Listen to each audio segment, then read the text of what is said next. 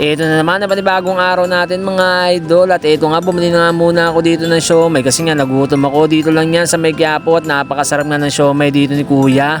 At ito nga, meron nga kumalapit sa akin dito. Ito nga si nanay. Ang sabi niya nga sa akin, di pa nga daw siya kumakain. Ang sabi ko sa kanya, sige, kukuhanan ko nga muna siya ng pagkain niya para makakain din siya. Ito na si nanay. Si nanay. Isa pa nga kuya. Tumorder na nga lang ako ng para sa akin at tinatanong ko nga dito si nanay kung bakit nandito siya. Sabi niya sa akin pag-alagala lang daw siya. At nagulat niya ako nung kinain niya yung isa, tinabi naman niya yung mga natirang siomay. Sabi niya sa akin ibibigay niya daw doon sa apo niya at di pa nga rin daw kumakain yun.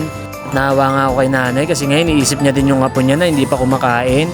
At binilang ko ulit si nanay dito para naman sa apo niya at para di na nga sila maghati doon sa siomay na tinago niya. Tumalis na nga si nanay at para daw makakain yung apo niya at naghihintay sa kanya.